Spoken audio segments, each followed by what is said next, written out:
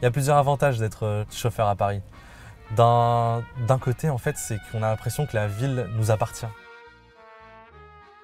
Les inconvénients, c'est de conduire avec les Parisiens ou de conduire les Parisiens. Je rigole. Hein.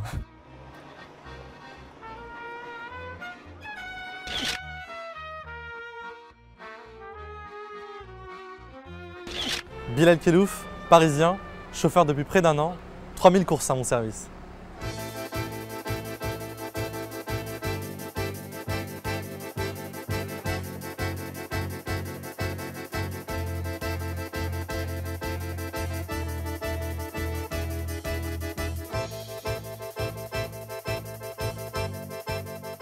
C'est vrai que c'est une ville qui est très embouteillée.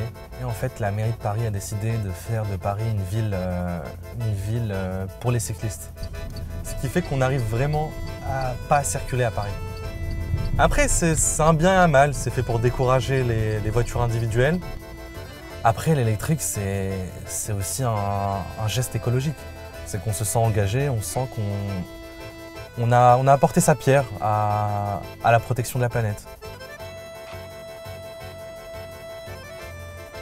Depuis cet été, il y a une réelle prise de conscience de la pollution à Paris. On a eu 2 épisodes caniculaires où la température est montée à plus de 45 degrés. Et il y a eu aussi plusieurs épisodes où il y a eu une pollution en particules fines. Du coup, on suffoquait à Paris. Et ça a permis aux gens de dire que c'est concret. Le choix de la voiture électrique a été fait, pour ma part, pour plusieurs raisons. La première, c'est l'économie. Comme je vous l'ai dit, en fait, on passe de 50 à 70 € par mois à 700 à 900 € par mois pour un véhicule thermique. Et deuxième chose, c'est le stationnement. À côté de chez moi, il y a une borne Autolib. Elle est tout le temps réservée. Je peux rentrer à n'importe quel moment. J'ai ma place qui m'est réservée et gratuite. En un an, j'ai fait pratiquement 3000 courses. C'est-à-dire j'ai rencontré 3000 personnes. Et ça veut dire aussi que j'ai discuté avec 3000 personnes. Et pour moi, chaque personne, c'est un peu un univers. Meilleure course? La meilleure course que j'ai faite, c'est un soir. Il devait être 4-5 heures du matin, un samedi, sur quai de la Rapée, quai de Seine. J'arrive, je vois 4 personnes. Un monsieur en haute forme, smoking, chapeau. Une dame en robe blanche. Et naturellement, je leur dis, vous étiez à une soirée costumée? Ils me disent, non, non, on vient de se marier. Je leur dis, vous vous mariez? Vous appelez un Marcel pour venir vous chercher? Ça m'a fait rire ce contraste-là. Des personnes qui avaient millimétré toutes les choses, sauf un truc tout bête, le moyen de transport pour revenir chez eux.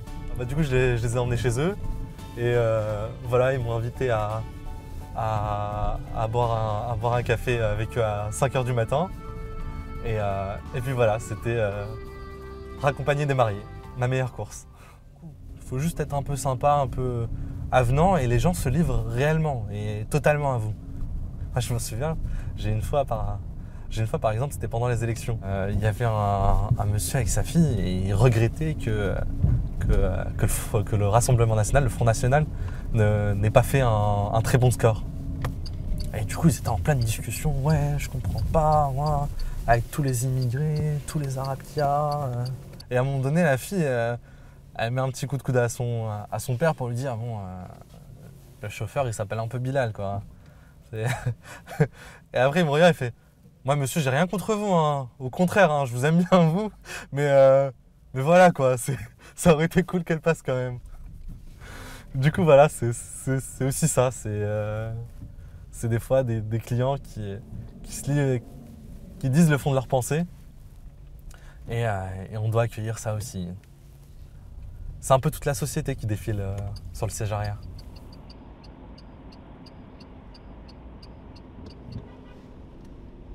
Après, partager la route avec les autres automobilistes, c'est pareil. C'est en devenant chauffeur que ça m'a un peu changé.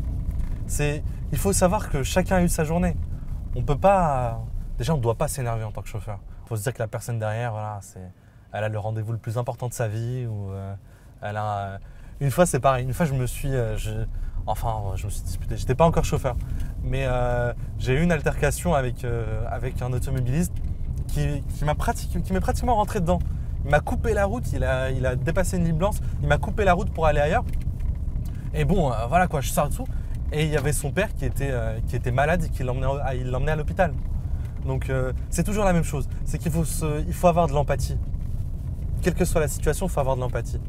On ne peut pas savoir si c'est juste un abruti au volant ou si c'est une personne qui est dans une urgence ou si c'est une personne, c'est pas son jour.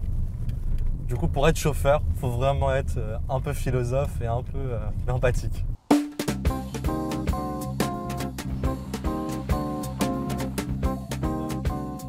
On vient ici assez souvent, c'est que c'est un des rares endroits où on peut manger une cuisine chaude, savoureuse, à un prix abordable. La mairie de Paris a installé des bornes de rechargement qui sont juste à côté. Ça nous permet de stationner assez rapidement, elles nous sont réservées, et de venir directement ici pour manger entre deux courses.